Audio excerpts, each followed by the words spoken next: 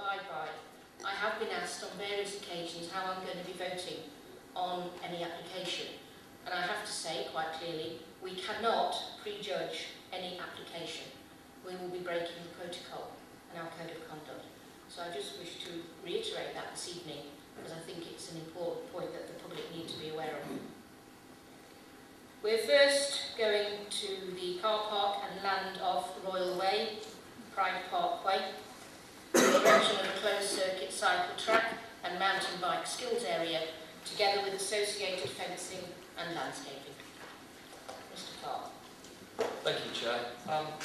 Before I start, I need to take you to page 17 of the report, and the second paragraph, 8 lines down. There's a figure on page 17 which says 8.8 metres. Can I clarify that? Thank you, Councillor Bailey. It should be 8.8 hectares. Significant difference. Following the closure of the consultation period, the application has now attracted 1,654 letters of representation. 3 of comment, 642 in favour, and 1,009 against the proposal for the cycle track and mountain bike area. Their main concerns are covered within the report. However, I should add additional points that have been made. That the compensation land is not like for like. The loss of the wild world is too great. There is no consideration of the need to address the public at such events. How will sufficient monitoring take place, and by whom, of the proposed development and its impact on the local nature reserve? That the nature nearby accessible green space guidance has been misinterpreted within the officer's report. That the report doesn't consider all the relevant policies and paragraphs of the National Planning Policy Framework, including paragraphs 99, 111, 113, 114, 117, 118, 120 and 121, and Government Circular Biodiversity and Geological Conservation. In contrast to that, in support of the proposal, the letters conclude that the loss of any habitat is regrettable. There is mitigation and compensation proposed. There is no other facility that would provide this focus on cycling. Good links to existing national cycle paths are available and will help ease pollution by creating cycle awareness and access to cycling. As Councillor Bolton indicated at the beginning, and I think in general for the public watching, I must clarify that the planning applications are determined and assessed against established planning policy. I know I'm preaching to the members. We've been through this before. We've had member training days on planning and how we make decisions. Planning decisions are neither a beauty contest nor a referendum where the most votes cast triumphs. Planning decisions, as members will be aware, are often not black or white where refusal or approval follows. Most planning is in that grey area between the two extremes, and decision making means applying suitable weight to often conflicting issues and policies and arriving at a well-founded conclusion. That's what we're here to do. And we do that every day. When you make any decision, you do that, weigh up the pros and cons. And it's not uncommon when individuals place different weights on different issues to arrive at opposing views. This is why we have a quasi-judicial committee to hear and debate the material points, to take stock and formulate that view. That view must be based on the merits of the proposal, using established planning policy to either approve or refuse an application. In terms of any application, is it the right development? Is it the right place? Is it the right time?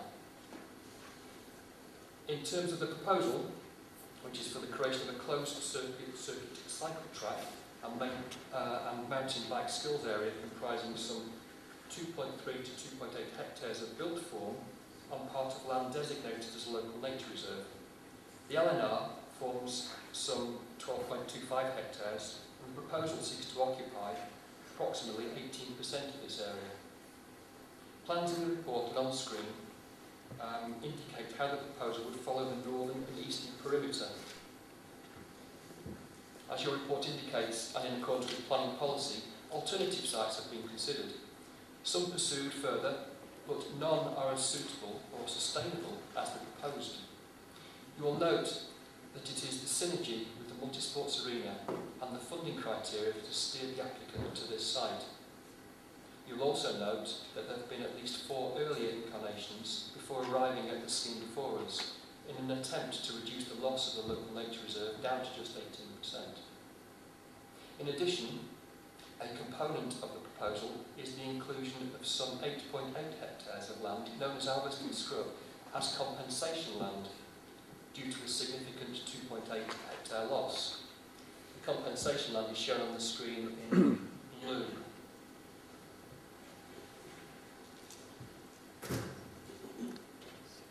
The additional land has been arrived at with the assistance from the Environment Agency, who welcome it as a last resort, but note that it requires further development in order for the loss of habitat at the LNR to be adequately offset and for there to be no overall loss of biodiversity.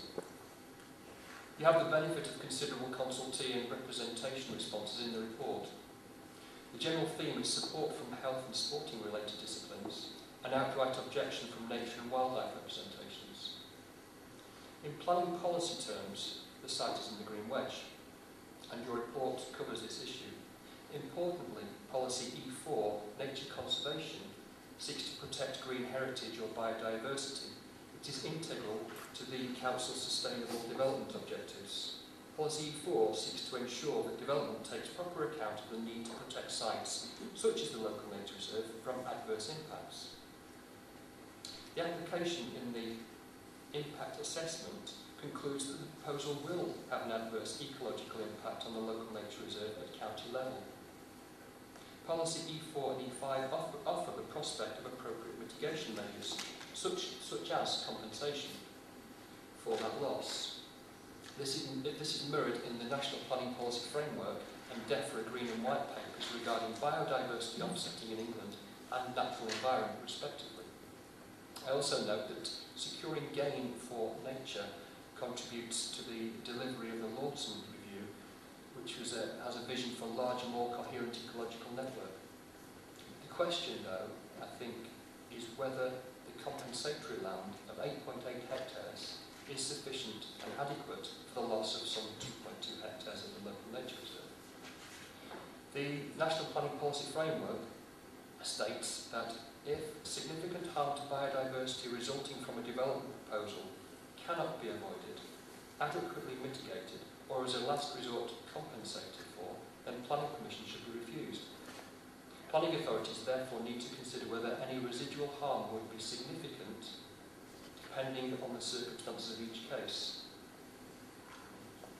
As members will be aware, the planning system is intended to overcome the tensions of opposing views by ensuring development is genuinely sustainable and in line with the mitigation hierarchy. Adequate compensation is put in place when harm cannot be avoided. So it's back to that question. Is the compensatory land adequate to meet the needs of the development or to make it acceptable to the decision maker? Residual impacts should be compensated for instance by restoring or recreating habitat elsewhere.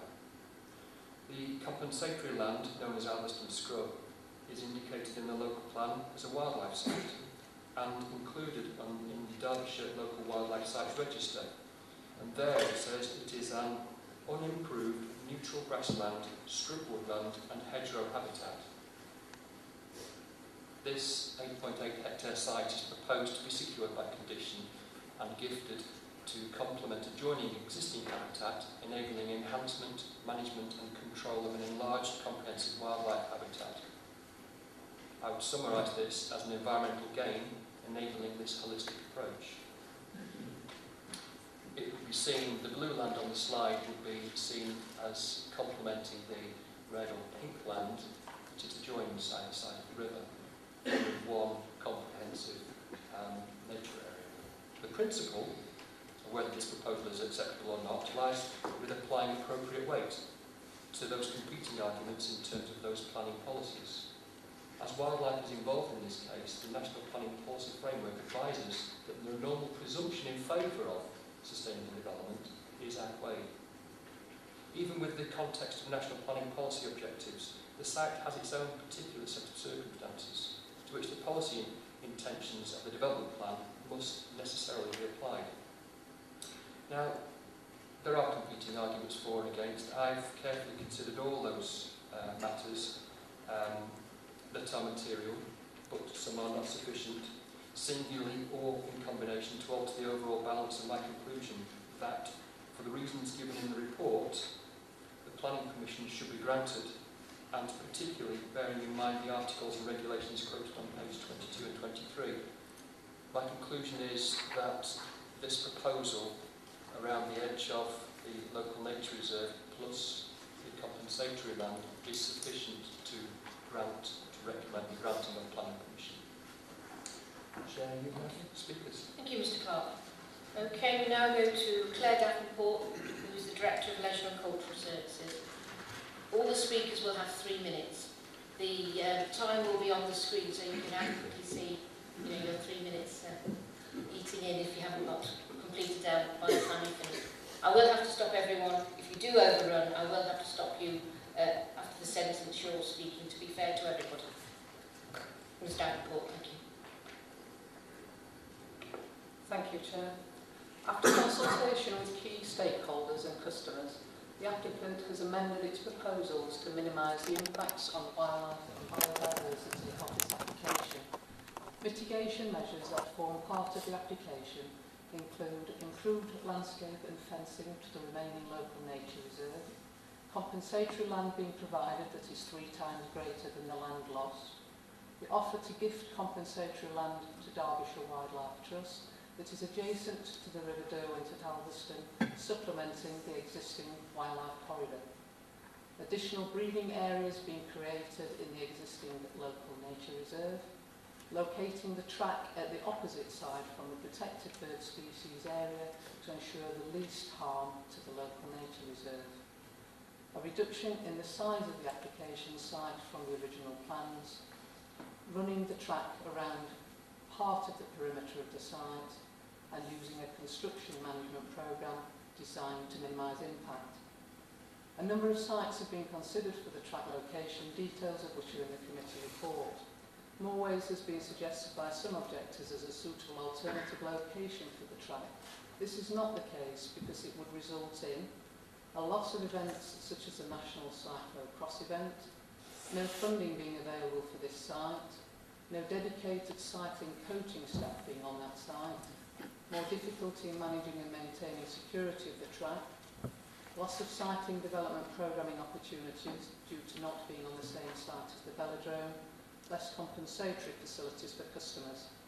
Therefore, it has to be located at Pride Park because of complementary sporting links with the new sports arena, the velodrome, the national cycling route and the BMX track in Alveston Park. This creates a centre for cycling activity. Funding is available for the venue. It's access to qualified coaching staff, changing, catering, clubroom and accessible facilities for people with disabilities, and it's accessible transport links for road, rail and public transport, and also the national cycle route.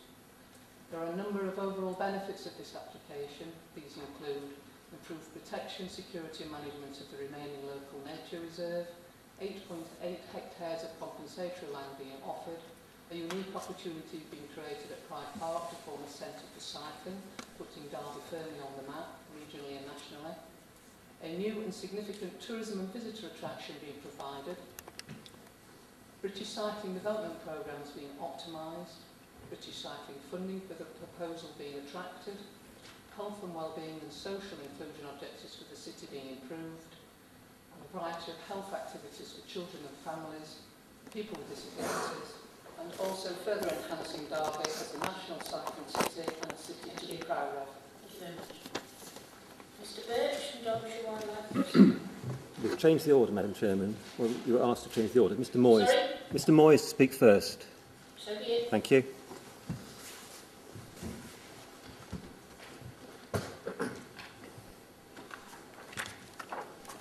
You have 3 minutes and the clock will be on the screen. Thank you. The Sanctuary Bird Reserve is unique in Derby. It attracted the equivalent of £200,000 of investment during its creation and helped win 2 environmental awards for the city. One was accepted by you, Councillor Bolton, at a ceremony in the House of Commons in 2005. It probably looks to councillors like the sanctuary is not too beautiful, when it's beautiful to birds. It's a site of substantial importance at the county level to nationally declining breeding and migrant birds. 58 species have a recognised conservation status there. The habitat it protects is the last remaining undisturbed fragment of a rare open mosaic grassland once common around Derby, before it was swallowed up by the huge success that is Pride Park. The bird reserve was created by this council to protect that tiny fragment of heavily contaminated and polluted land from disturbance. But now the applicant wants to race bicycles over it. It is the only formally designated LNR in Derby still not managed by the Parks Department. Why is that, and who is managing it right now? Natural England tell us that no other local authority has ever declared an LNR for such a spurious reason as a cycle track, which could so easily go elsewhere. Will Derby be the first in the whole country to do this? Let me quote from a letter of objection sent in by a lifelong competitive time trial cyclist, but you will know better as John Stewart, the former principal planner here at Derby City Council. He writes, "To me, the proposal seems to be contrary to the following policies in the City of Derby Local Plan Review. GD2, protection of the environment. E4, nature conservation. E5, biodiversity. E7, protection of habitats. E8, enhancing the natural environment. I also think it could be argued as being contrary to Section 11 of the National Planning Policy Guidance. All planning policies involve a balancing exercise, he says, and the loss of part of the nature reserve could be justified if there were no alternative. But there are alternatives, and the City Council, as promoter of the development, has shown itself determined to pursue a location with serious policy drawbacks, simply because it is the most convenient." End quote. You may believe the land lost to this development is being compensated for. It is not.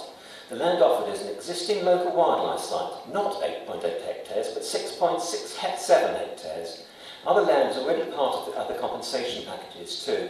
The LNR will lose 5.6 hectares, that's 46% of habitat through disturbance and destruction, not 2.8 hectares as the applicant suggests.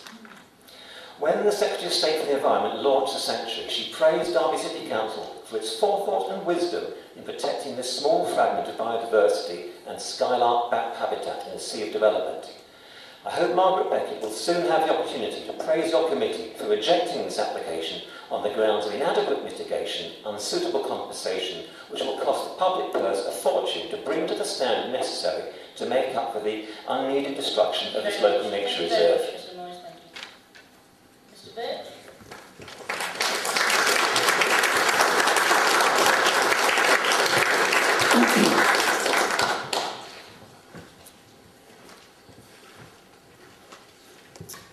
Good evening. My name is Tim Birch, Conservation Manager for the Derbyshire Wildlife Trust. I'm speaking on behalf of that organisation.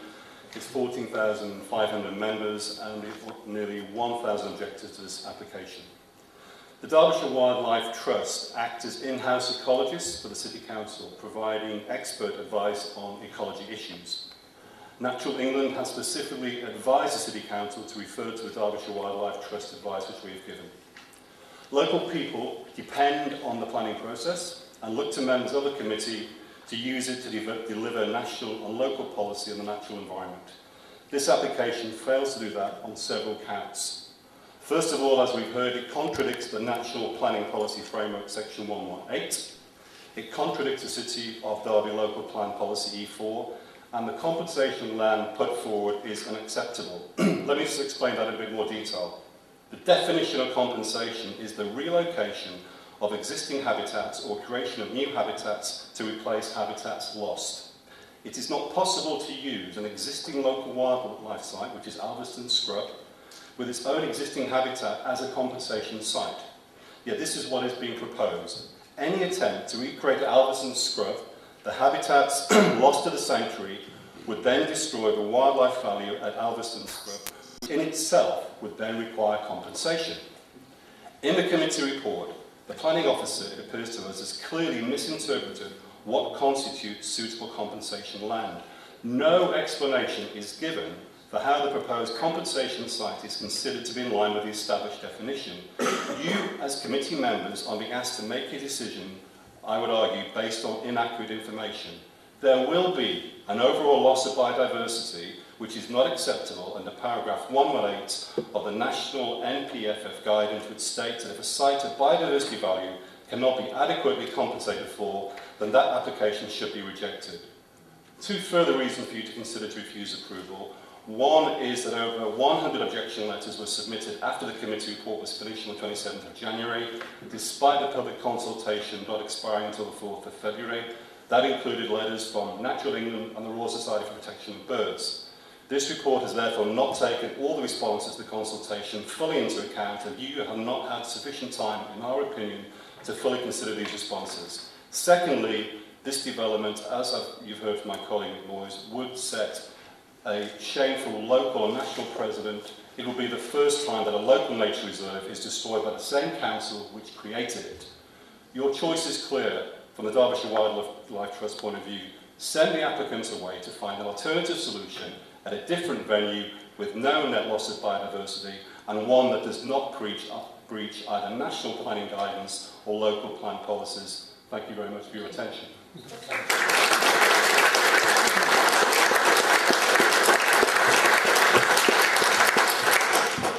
Mr Clark, wish to comment? Thank you, Chair. A couple of points. There's alternative sites have been mentioned. The report goes through in detail the 12 sites that we looked at and now how they've been narrowed down, and how this site was chosen because of the synergies with the arena and because of funding. I think without the funding and the synergies, we will miss the opportunity to get the site on track. Which is why... Chair, can I just have a legal opinion on whether we shouldn't take into account the funding? It is not a planning consideration. Well, I mean, funding is relevant to the fact that without funding, the facility will not be able to proceed, and therefore it's a balance of sort of considering, sort of say, for instance, when you're considering obviously T15, I think in relation to provision of recreation and facilities such as what's being provided, whether what weight you will be putting on as regards the value of those facilities. So certainly it's relevant whether you have funding, because the facility, if you think that the facility is an important facility for Derby and it's not you're not capable of providing that, then funding's important in that terms. Well, I'm as baffled as when I asked the question. We're often told that we can only take into account planning matters, and on this occasion we're being told that we can take into account funding matters. We wouldn't take into account funding matters on any other application. What is so peculiar about this one? I've been given advice I will accept it. I think it's important that we do realise that we've been cajoled in one direction by influences that we otherwise would not accept in other applications. I think the point is, without the funding, it's a question of whether it's appropriate or whether the importance of that facility in terms of supporting other elements of the plan. And therefore, without that funding, that facility will not go ahead. And therefore, it's balancing that and the need and the requirements of a facility that is potentially available against the sort of harm, obviously, that may arise in terms of the nature reserve. And those are the issues. I mean, Carry on, Mr Clark. Sorry, Chairman, can I just raise a further legal point then from what the solicitor has said? Because on that, from what he said, that means then, ipso facto, that we would always be giving preferential consideration to applications made by Derby City Council against those made by private developers. Because on the whole, it's only Derby City Council that will be attracting funding for schemes like the one proposed. And that means that we're giving significant weight to an application made by this authority against what might be a parallel application being made by a private developer. That seems to me to be both unjust and unfair, and not a weight that we should be attaching as decision makers within this committee. Well, I think in practical terms, I mean, you may be right. I mean, public funding will come from public bodies normally, but I think it's more important to concentrate on the benefits of the facility being provided, irrespective of where that funding is coming from. So irrespective of whether it's private or public, and I take the point, Councillor, that primarily this type of funding will be public funding. The point to concentrate on is the benefits accruing in terms of your local plan and in terms of the community benefits that the development is providing, and so balancing that against the other policies which you've heard from some of the speakers as you go in terms of the NPPF and the local plan. And it's a pure balance, but I think the fact that it is providing a community benefit, albeit funded from whatever source, is the key element that you've got to consider. Okay, thank you, Mr. Clark. Thank you, Chair. Funding and the synergies to the arena is the point I was trying to make. There's no other alternative site for the reasons expressed in the report. There was talk about the existing wildlife site being 6.8 hectares. That's what it is. The proposal seeks, the compensatory land seeks to give 8.8 hectares, so it's giving more than the existing wildlife site. But it is land put forward as a compensatory package. Alveston Scrub is 6.68 hectares. That's on the Derbyshire Wildlife list. The applicant is putting forward 8.8 hectares, of which some of it is Alveston Scrub land, and then some. I guess, to answer Mr. Birch, it's a balance of applying policy. It's back to the point I was making before. It's about applying weight to appropriate policies. And I was heartened by the information that we got back from the Environment Agency, which, if I can quote, on page 8, at the end of their conclusions and recommendations, they said that the proposal for compensatory land is welcome, albeit compensation is a last resort. However, the proposal requires further development in order for the loss of habitat at the LNR to be adequately offset and for there to be no overall loss of biodiversity. I think we're all keen to ensure that there's no loss of biodiversity. The Environment Agency asks to work with Derbyshire Council to help achieve this, or help achieve this objective, and that is something that the EA and the City Council want to pursue. Other than that, anything further to add? Thank you, Mr. Clark. Are there any other officers who wish to contribute? No.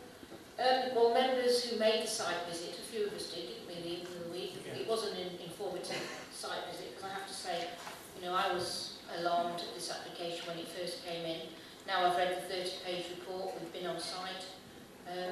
Clearly, we've seen it at first hand, or those of us who made the visit.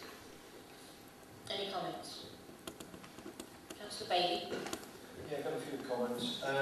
Page 7, second paragraph, they're saying that they can't comment on a survey from GM Environment. Can't hear you very well, I'm sorry. Sorry, second paragraph, there's, it says that they can't comment on that. Why is that missing? Why are we not seeing that? Then it goes down, lower down, the risk of exposure to cyclists is considered to be low, and then he says, I do not agree with this conclusion. Significant amounts of dust, therefore creating disturbance which is damaging to health. Now, you know, whenever we've talked about contamination, we always talk about the contamination to adults and the levels that adults can cope with. These are going to be children riding bikes here, which contamination can be a lot worse. And then the second to the bottom paragraph, when we start talking about contamination of cyanide, that worries me a lot with young children. Again, similar sort of thing on page 8. there's 3 bits where it says about reports not being there, that we all see, previous reports. Then I've got on here, the lighting. We're talking about the effect that this will have as 1.8 hectares, was it, that it was going to cover? But then you've got 56 lighting columns. What birds are going to sit around and these bright lights are on until late in the evening? It's just going to frighten them all off, I would have thought. So the lights thing really worries me because that just destroys the whole nature reserve a bit, as I see it. Again, it's on a green wedge, so I'm concerned about that. And then the final one is car parking. What's going to happen on a Saturday when this velodrome's got a nice big event on and Derby County are playing at home? Are we all going to go and park in Chaddiston? The people that are coming to this thing? Because it said there's going to be no car parking at all. No provision for car parking. Tell you what we could do is take all the middle bit out and make that a car park because there won't be any birds there because the lights will be on.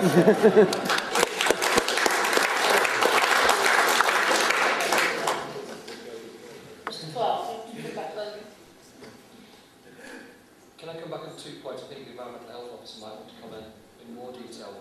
But when I received his response, okay, we've reproduced it, it says a lot in there, but what it doesn't conclude at the end is, I recommend refusal to this. What it does say is, I strongly recommend that conditions are attached to any consent, which means, without wishing to put words in his mouth, and we can ask him shortly, that he is comfortable with the approach taken with the application, but needs a little more flavour to it, rather than just recommending outright refusal. Secondly, the lights. The lights have been specially designed so that they are... Sorry, Mr. Clark, we've had this one before about lights and Councillor Bailey, can you just let the officer finish, please? Yeah. Don't interrupt. The lights are... You could have more. You could have taller lights, which would illuminate the ground more, or you have more lower lights in number to enable activities during that time, during evening, during darkness. The number, 56 lights, I don't think is the issue. It's probably the illuminance and time of use, maybe. But what I'm heartened by is it isn't a series of tall floodlights, as you have next door. To illuminate this, it's been trying to be done sensitively to accommodate the needs of users of the site, plus in recognition of the nature of the surroundings. Thank you, Chair. We have some comments on the land issues, the contamination. Yes, thank you, Chair. Yes, I think Mr. Clark probably summarised it sort of overall in terms of our overall perception of it. Can you put the mic through? I'm sorry, is that better? Overall, certainly we're, just to clarify, we're not objecting to the application on green health and contamination grounds. There are certainly some issues that need resolving, but I think these can be dealt with by the conditions. I think there is definitely some more investigation that's required. I think there is going to be some more mitigation potentially that might be proposed, but these are really more cost implications for the developer rather than necessarily worries on human health grounds. The conditions would secure that the development could not go ahead until those things were mitigated against properly and that we were satisfied that human health was not going to be put at risk. Thank you. Mr. Clark? For clarity, members, the slide in front of you shows you the spread. The blue line, the blue circle, shows you the light spread from these 6 metre high lights. Previously they were 8 metres high, and clearly the spread would have gone outside the track area, so the spread has been low, the height has been lowered to reduce the spread of the lights, and that is why they are as they are around the track to enable the nature reserve to be there and the track to be there without too much detriment. Thank you, Chair. Councillor Carr? Thank you, Chair. This has probably been the most difficult application that I've considered in my roughly 10 years on planning, probably, and I've had more correspondence on this I even got a waste treatment facility, which members will also remember. Like many of those who wrote to me, I am also a cyclist and a member of the Derbyshire Wildlife Trust. I have read every single letter and email I've been sent, and I'd like to thank them all. I believe I've replied to every one. If I've missed one, I apologise. There were a lot. One of the arguments that's been made is that the loss is irreplaceable. Now, when I was a railway apprentice, I used to walk down that site. It was gasworks. There weren't any birds there then. So I don't believe any site is irreplaceable. Nothing is impossible. So I think the arguments are very, very finely balanced. And I've also considered the argument about the site, the track going elsewhere. And I believe in that context, the synergy between the velodrome and the track is very, very important. So I'm not swayed by the argument about the finance. I discounted that, but I am concerned about the synergy, and I do believe that is very, very important. So I shall be supporting this application, Chair. Thank you. Thank you, Councillor Carr. Councillor Harwood. Thank you, Chair. I do raise concerns regarding the contamination. And I refer to page 24, where it states on EP3, the site was unlikely to be developed due to the contamination issues. And no satisfactory answers been given that as far as I'm concerned. However, I will support Mr. Clark on the basis of the floodlights, because I've been really involved in floodlights to a great degree in my role in the football field.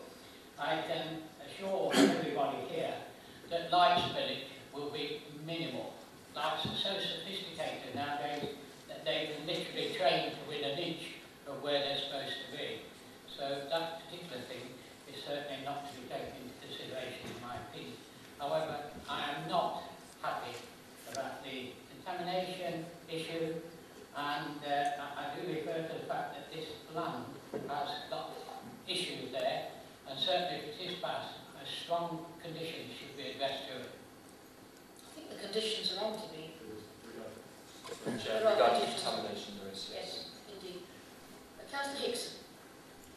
Yes, thank you, Chairman. Well, I don't know whether I was the only one at this planning committee still left, but was at the opening of this wildlife site and went to the official opening of it, I think probably about 10 years ago now. And at that time, the council were commended for their foresight and vision in providing a wildlife site of its time in the city. I didn't expect that 10 years later, that very same council will be coming back to irreparably destroy or damage it. The information on page 10 of the report says that the applicant accepts that harm cannot be avoided to the nature reserve, that 5.6 hectares of the site will be adversely affected as a result of the proposals, and that there will be significant habitat loss and loss of bird assemblage, and that mitigation cannot be achieved on site. Now, it's unusual for an application like this to have received as many objections from the public, or as much interest from the public as this one has, and we're told with 1,009 objections against it. It just seems to me that the council are going hell-bent on this site because it wants to provide this cycle track adjacent to the velodrome, and I understand its desire in that, but it can't trample on every significant issue to achieve that end if it means that it's going to cause lasting damage to an asset of this city. The end simply doesn't justify the means. And I think there's a degree of hypocrisy in this application, because it seems to me that if this application was coming from a private developer, it might never have seen the light of day. And even if it had, I don't think we would even be discussing it in this chamber. I think it would have been thrown out long since. And I think that the council is bending over backwards, both to not necessarily bend the rules, but certainly, from what I've heard this evening, to manipulate or massage the rules to come up with a justification about why this application should be allowed. And I find that both distasteful and offensive as a decision maker on this committee, because I do not believe that would have been applied to any other application that might have been made by any other planning applicant in this city. And I think that that is regrettable. There are a number of significant parts to do with this local nature reserve. It has become well established, it has become a site of ecological importance, and it is a site for threatened, rare and protected birds, animals and amphibians. And I think it's our role, when we weigh up whether we're going to destroy the habitat of things like that, whether or not the end justifies the means. And in this case, I just don't think it does. We could put a cycle track anywhere in the city. Why does it have to be on this particular site, apart from convenience? And why is the council going hell for leather to try and achieve its aims on this site when it's against, or it seems to be against, all of the expert information that we're being given about why it should not be put on this site? There is no doubt that if a cycle track was built on this site, there will be an increase in noise and in vibration and dust. The erosion of the top surface may well expose the contaminants in due course that lie underneath and provide a hazard. And it beggars belief to me that any nesting bird or amphibian or reptile that's looking for some relative peace and quiet in which to breed and continue its business is going to do so while it's exposed to the illumination of 56 floodlights and the trampling and banging of bikes and trail bikes and shouting and carrying on that's going to be happening by putting a track through the middle of this reserve. In terms of weight, and we're being told as decision makers that we must apply appropriate weight, it seems to me that the benefits of the application as they've been put forward to us tonight do not outweigh the benefit of keeping the site as it is. A site that's been established as one of importance and one which is cherished and appreciated and valued by the public of this city. I don't think, finally, in terms of the objections that have been made, that we can easily disregard 1,009 objections made against. As Mr. Clark rightly says, this isn't a referendum about whether or not the application should be approved, but it's about planning issues. But on every planning issues, it seems to me, this application fails. In terms of weight, the application doesn't outweigh the benefit of keeping the site as it is. And if it were to be allowed tonight, it would, in my view, be an act of municipal vandalism that we wouldn't be able to repair in our lifetime.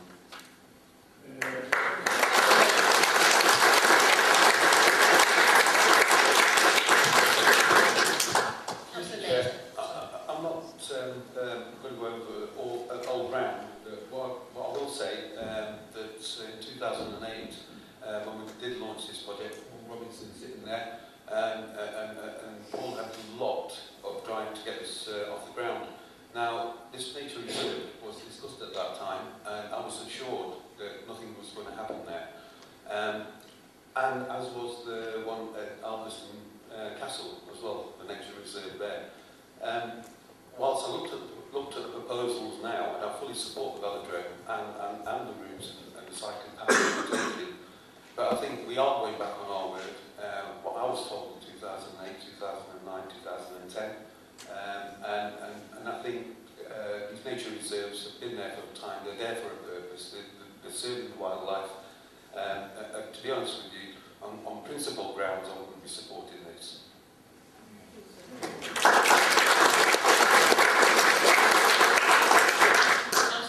Thank you, Chair. I won't repeat everything that Councillor Hickson said, except to say that I agree with virtually every word he said.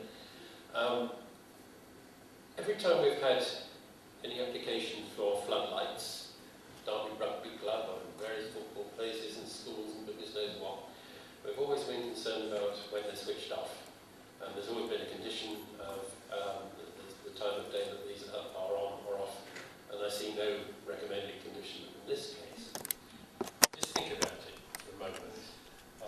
You're a startup or a slug, and you have predators. Where are those predators going to stand and watch you? Where are they going to perch? We're going to put up 56 perches for predators against skylarks and snipes, aren't we?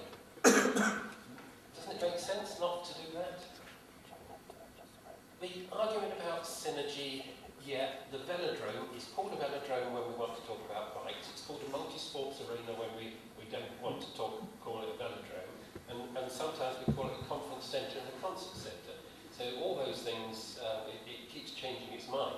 But let's call it a velodrome because that's relevant to bicycles. Bicycles get from A to B, or A to Z. They don't necessarily have to be next to each other. There is a cycle track all the way along the river, right into the city centre, and I can't see where that connects up to this. We were told that it's on a national cycle route, but that's not actually been demonstrated how you get from the national cycle route to this particular site. I would have expected that on the plans as an obvious link, and I can't see it. The compensatory land. Now, that land already exists, so it isn't really compensatory at all. We're just putting a different paragraph in a piece of paper to make it so. If it's compensatory for this scheme, does it then come out of the Our City, Our River compensatory land that it can be flooded? Because we would have to, if it's going to be compensatory for this development, presumably we couldn't allow it to be flooded. We'd have to spend a few million on flood defences on the compensatory land. It can't be compensatory for flood defence and compensatory for a nature reserve, can it? Or a bicycle arena. It's got to be one or the other.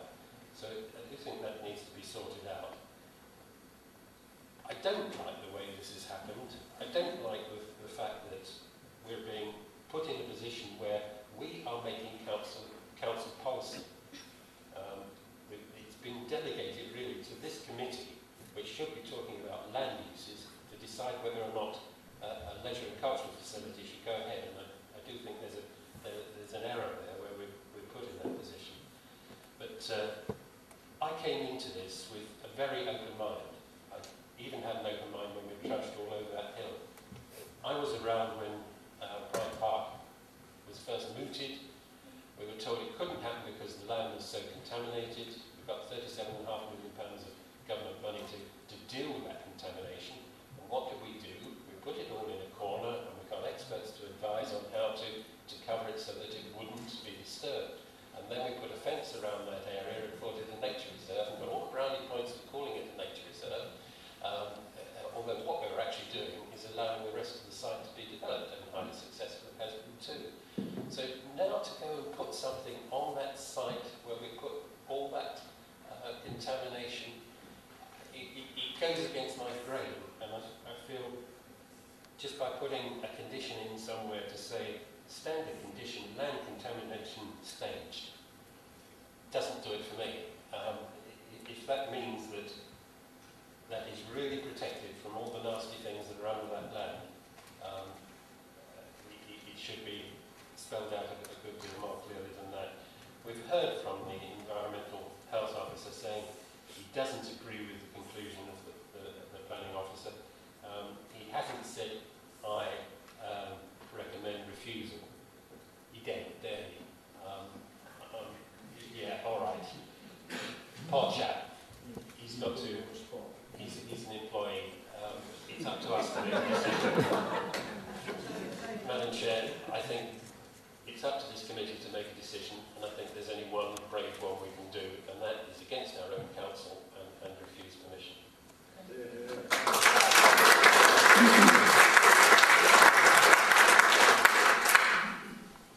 Thank you, Chair. Just on the Our City, Our River point, 50-metre wide strip. Our City, Our River is a concept which plans haven't formally been designed. We're still working through those. We're starting up at Darley Abbey and working our way down. The indication, and that's the plan in front of you, the indication is that there would be a 50-metre wide strip along the Chad sidings north and Chaddiston sidings south to allow flood water. It doesn't go any further. It certainly doesn't go down to the pink and the blue land further beyond.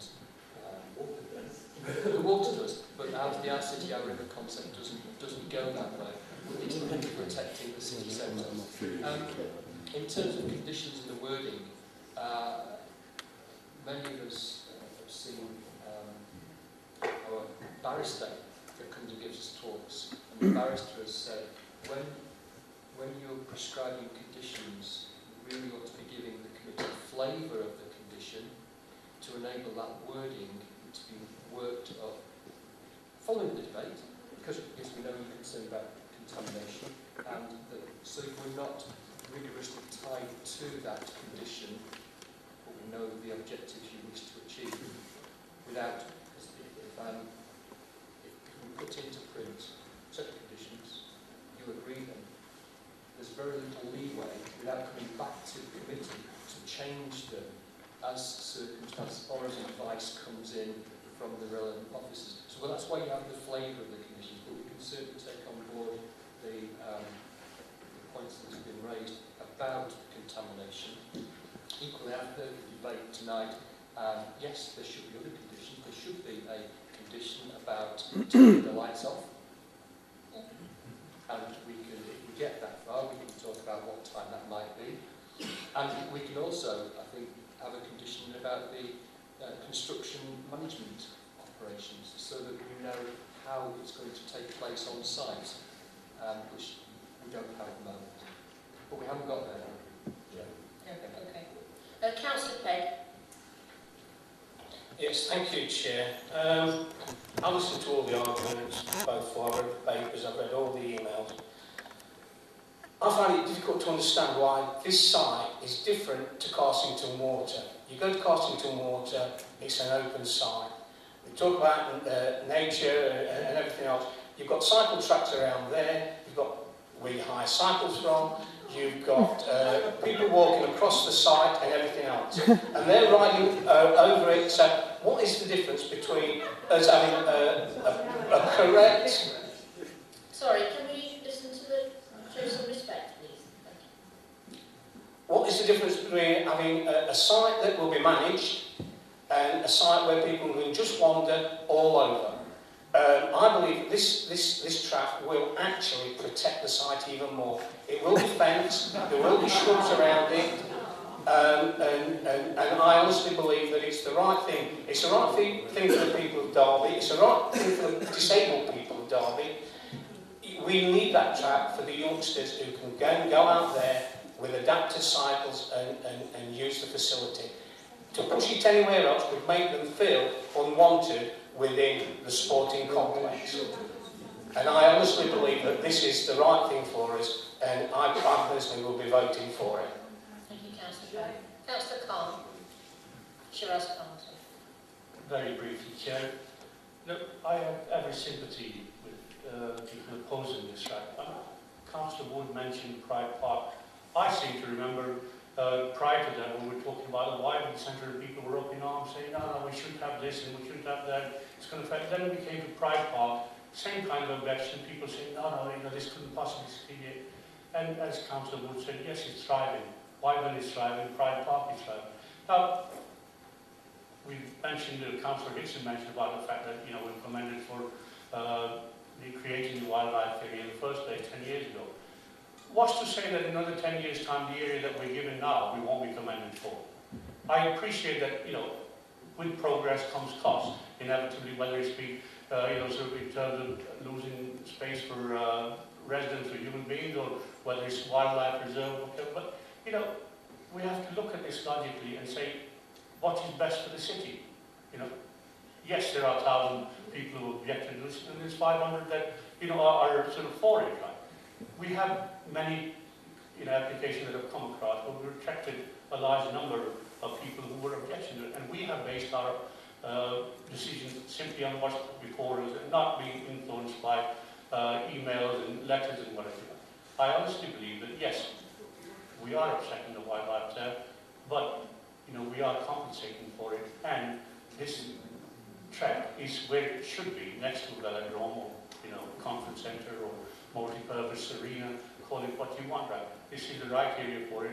It's been mentioned that, there'll be a football match, and no, I mean, that can be organised now. You have a situation where, two cities have a stadium, or rather one city has a stadium that's a few hundred yards apart. They can play home and away, it doesn't have to be on the same day. The lights are manageable as well, and the health conditions certainly, can be managed as well. Okay, thank you, Councillor Khan. Is there anyone who hasn't contributed yet who wishes to? No? Councillor Harwood?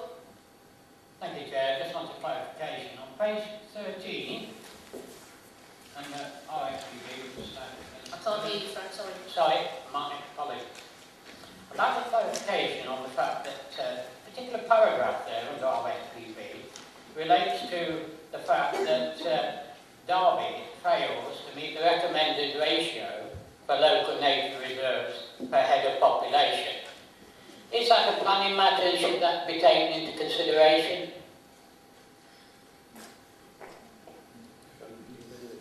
It isn't, it isn't. There is guidance. It's called the ANGST, A-N-G-S-T, and that's defined. The guidance says that places that are available for general public use, to use free of charge without time restriction, these are places open and available to all. So that's what contributes to that number, that figure. This local nature reserve isn't open, available for all. So it doesn't qualify Yes, it does. towards that figure.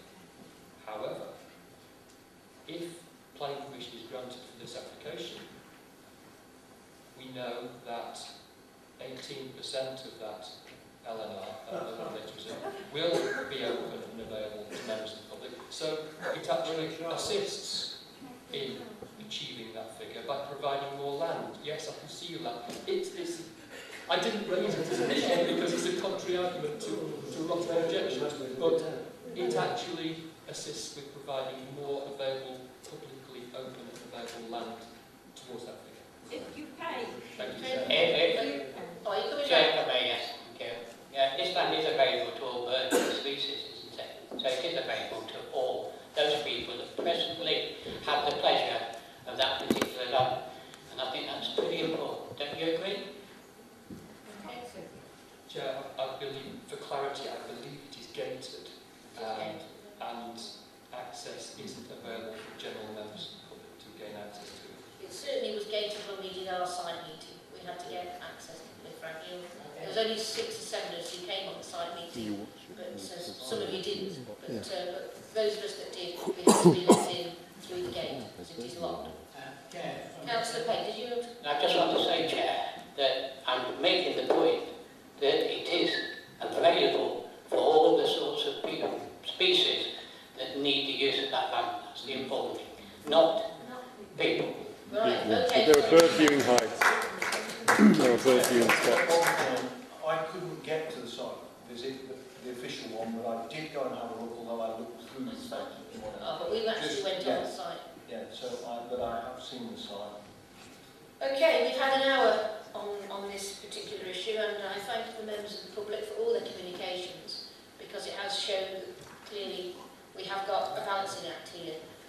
The committee report is 30 pages long. Councillors on this committee have to read and decide for themselves after reading the various representations, the officers' reports, and actually some of us who went on the site. And it is a balancing act, and I know with planning we will never please everybody all the time. That comes with the job. But clearly we are here to make a decision for what's best and what we think is right for Derby. So you see the report before you. Is anyone willing to move?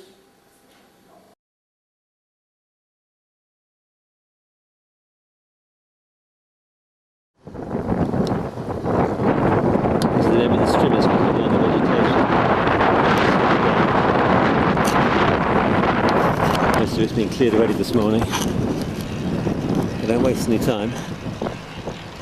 Derby Council.